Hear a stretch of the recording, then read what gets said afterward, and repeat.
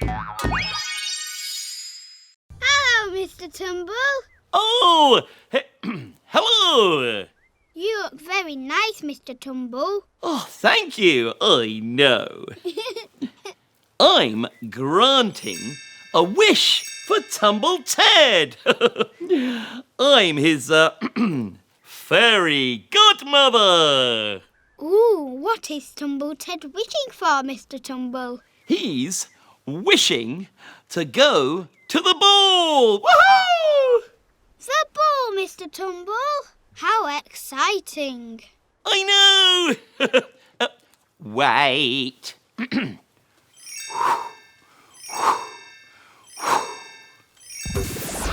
Ta-da! An invitation. Oh, Tumble Ted, you shall go to the ball.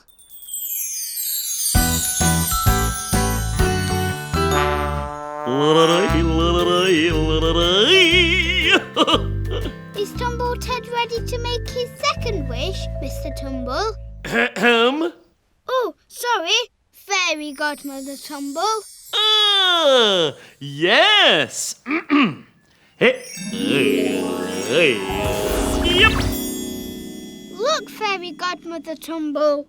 A party dress for Tumble Ted. Yes, I know. Woohoo! He has an invitation and he has a party dress. But how is he going to get there? Wait.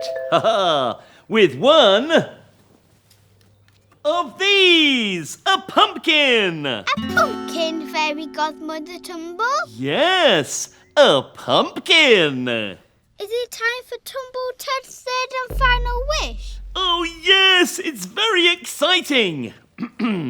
Stand back, everyone. Whoa, oh, whoa. Ha-ha! Ta-da! Wow, Fairy Godmother Tumble. Now Tumble Ted has a magical carriage. Well, I know. Is Tumble Ted ready to go to the ball now? Oh, yes! Come on, Tumble Ted. Let's get you to the ball. Woohoo! That's it. In you go. There we are. And off we go. Oh no! The carriage is too heavy to push. Yes, I know. But Tumble Ted has run out of wishes. Hang on a minute. One. Oh, yes. I've got a good idea. Wait.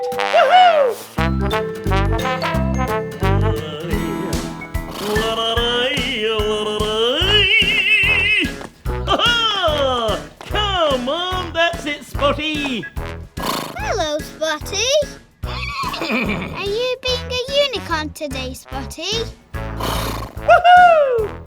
And are you going to help Tumble Ted get to the ball? Fairy Godmother Tumble, before Tumble Ted goes to the ball, Yes. please can you show the sign for pumpkin? Oh, yes. Your wish is my command. Pumpkin. You sign. Pumpkin. Oh, well done. Thank you, Fairy Godmother Tumble. You're welcome. Have a wonderful, magical time.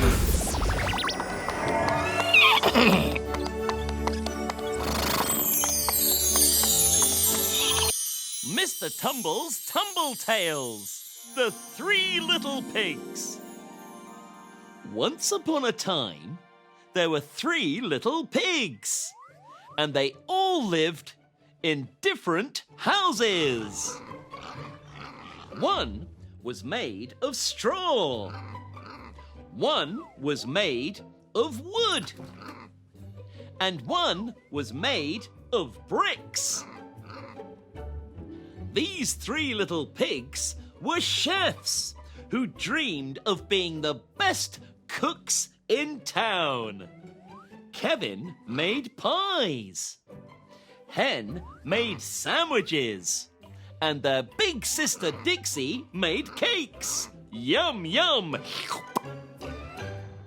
One day, a naughty, greedy wolf came to town.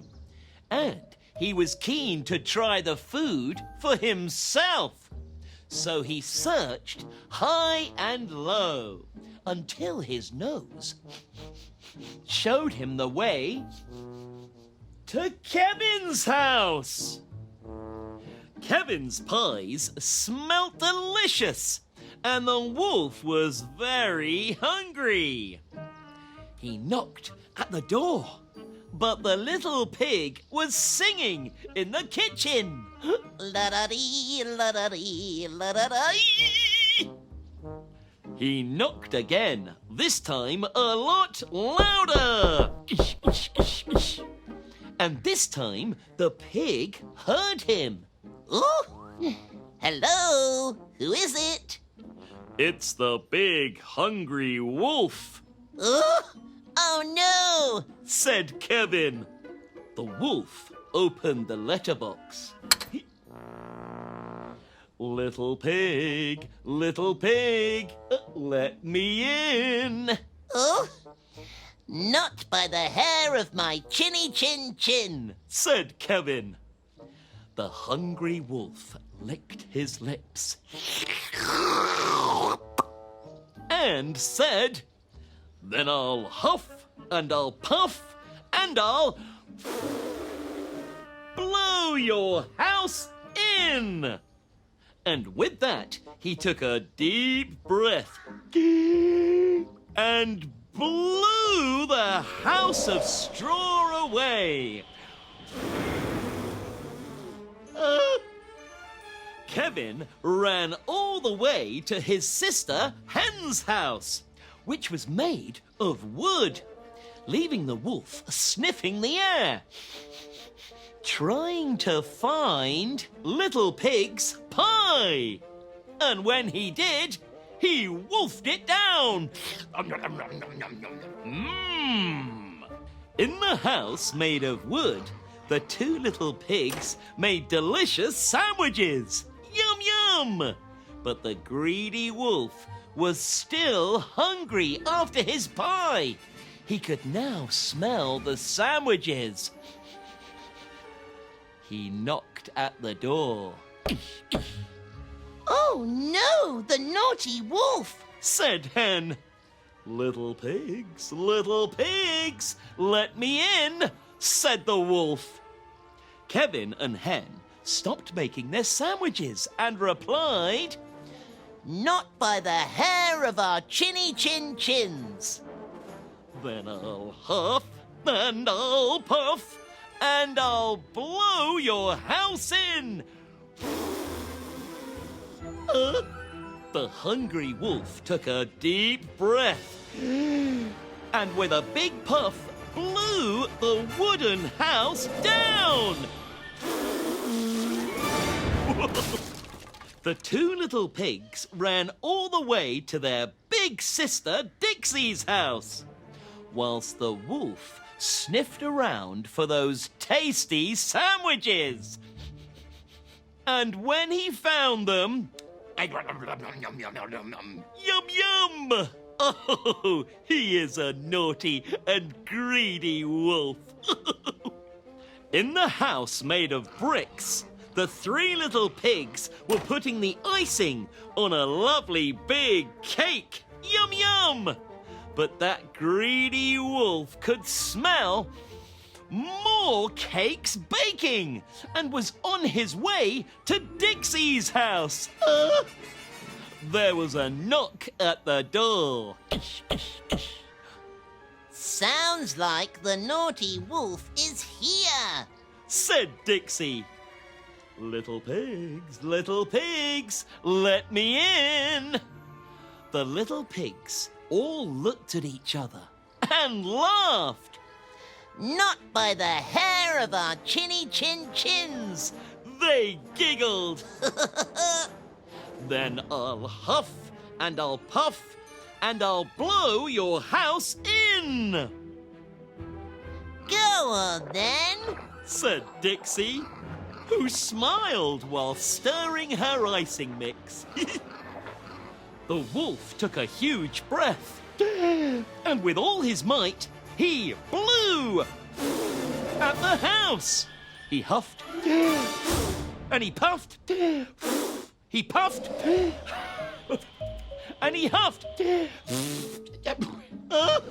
But the house didn't blow in. In fact, it didn't move. The house of bricks was still standing. Right then, said the wolf. I'll come down the chimney. Oh, I want that cake. The wolf climbed up the side of the house. But inside, the little pigs had an idea. They placed the washing bowl from the kitchen in the empty fireplace. The naughty wolf licked his lips. He couldn't wait to get that cake. So he jumped inside and slid down the chimney. Whoa! Splosh! The wolf fell right in to the washing bowl. Whoa! Oh, water went everywhere. What a mess. The wolf was so surprised and didn't know what to do. So he ran straight out of the house, covered head to toe in bubbles, with a big soggy tail. Whoa, there he goes! And he ran far, far away and was never seen in town again. Bye-bye! So the three little pigs, Kevin, Hen and Dixie, kept cooking and opened a cafe. Woohoo! They went on to be the best cooks in town with their delicious pies, sandwiches and cakes. Woohoo! Yum, yum! The end.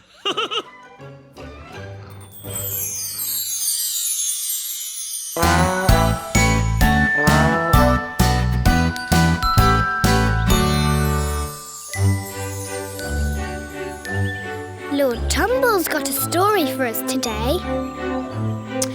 Once upon a time, there was a beautiful girl called Cinderella. Cinderella? Me, can I play her? Yes, you can pretend to be Cinderella, Aunt Polly. Oh, hooray! I'll celebrate with a cake. Well, beautiful Cinderella wasn't allowed to eat cakes. Now, one day, an invitation arrived for Cinderella to go to a ball. Ooh! A ball? That's exciting, Cinderella. What will you wear? Oh, I have nothing to wear. Oh. Cinderella was very sad. She didn't have pretty clothes to wear to the ball. Oh dear. Shall I have a cake now? No. Suddenly, her fairy godmother arrived. Oh, can I be the fairy godmother? Have you got a magic wand, Mr Tumble? No. Fairy godmothers have magic wands to make magic happen. Yeah. Oh, wait. As I was saying, that Cinderella was sad because she had nothing to wear to the ball. Just then, Cinderella's fairy godmother arrived. Ta-da! Is that your magic wand, fairy godmother? Yes, it is. The fairy godmother transformed Cinderella into a beautiful princess.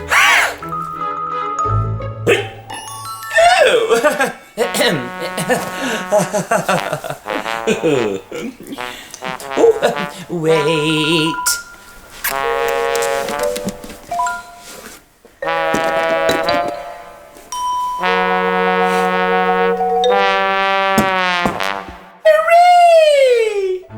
thanks to Mr Tumble's magic. Ahem. Oops, sorry. Thanks to the fairy godmother's magic. Cinderella shall go to the ball. Now, at the ball, the handsome prince only had eyes for Cinderella. Oh, the handsome prince! That's me! They danced together.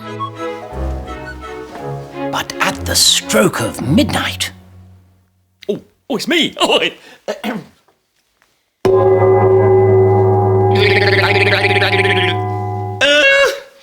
I must leave! Cinderella rushed away from the ball, leaving only a special shoe behind.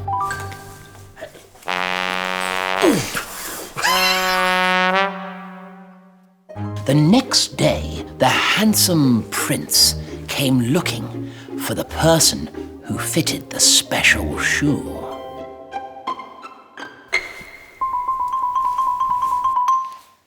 Does the shoe fit you, Lord Tumble? No. Does the shoe fit you, Mr Tumble? That only leaves one person, Cinderella. Yes! That's it. Go on. Push. Give me it, I'll do it.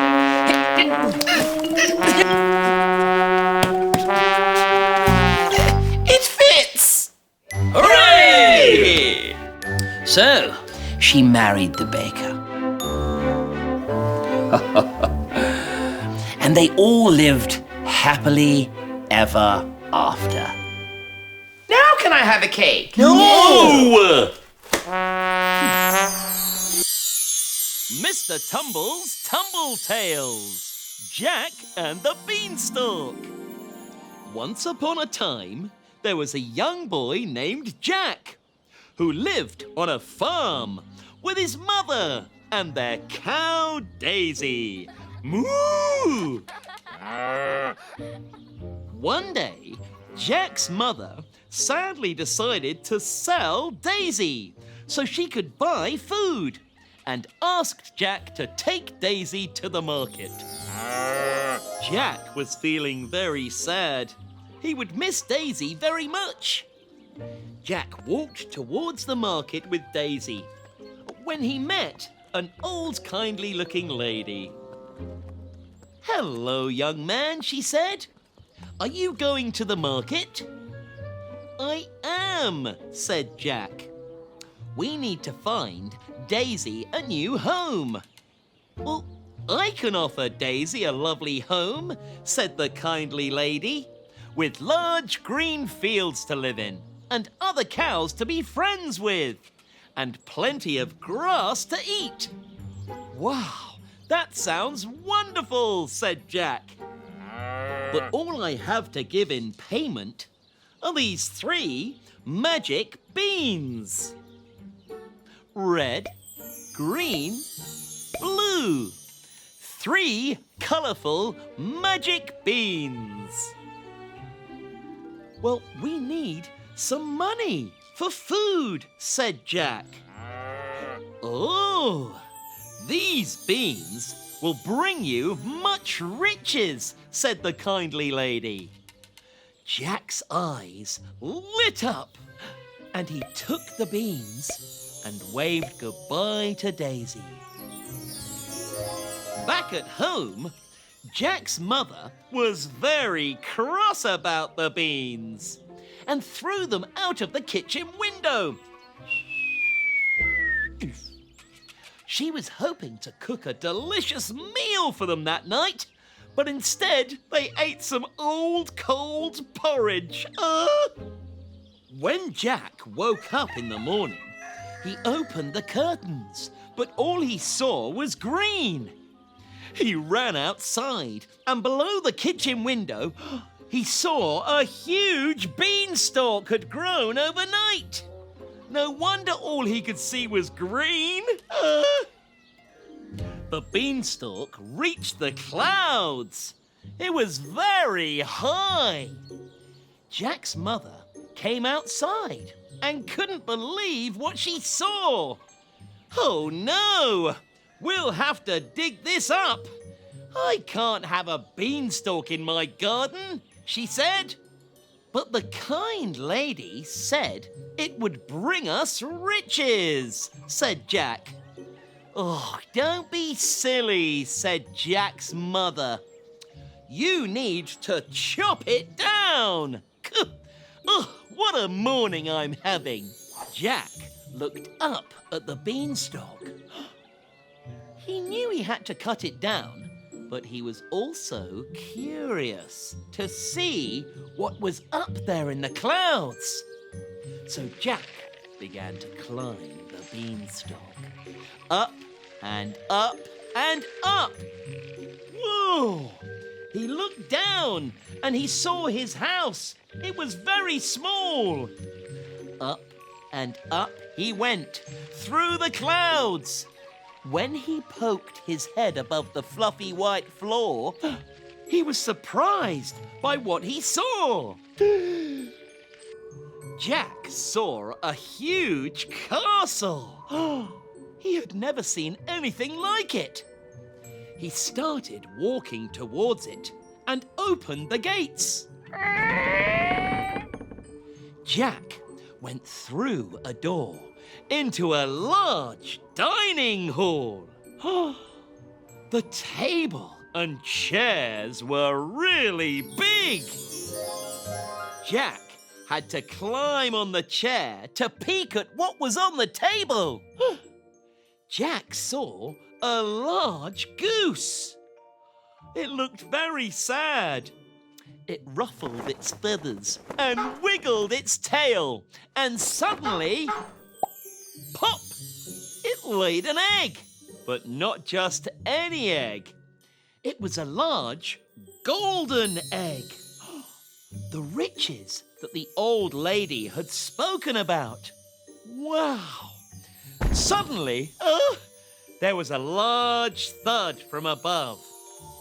Jack and the goose looked up. Then there was a terrible booming voice that filled the castle. Fee, fi, fo, fum.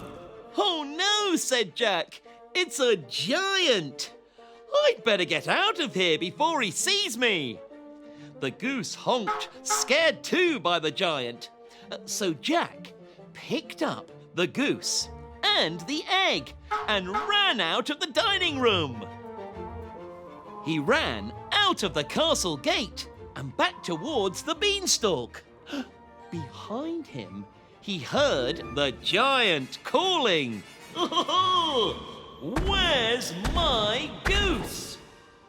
"It's run away again," shouted the giant. Jack arrived back at the beanstalk and began to climb down safely, clutching the goose. Down and down they went until Jack reached the bottom. He settled the goose on the ground and began to chop down the beanstalk. He didn't want the giant climbing down to his house. What would his mother think? He chopped away with all his might, and then, with a final swing, the beanstalk fell down into an empty field. And the cloud above floated away. Bye-bye, giant! The goose was very pleased to be free from the giant. It honked with delight, and then another golden egg was laid. Jack's mother came out of the house to see if Jack had got rid of the beanstalk and was so happy to see the golden egg. This could pay for a lot of food. They were even able to buy a big field so Daisy the cow could come back to live with them. Woohoo! Moo! The kindly old lady was a regular guest at tea time, and they all lived happily ever after. The end. Woohoo! Ooh!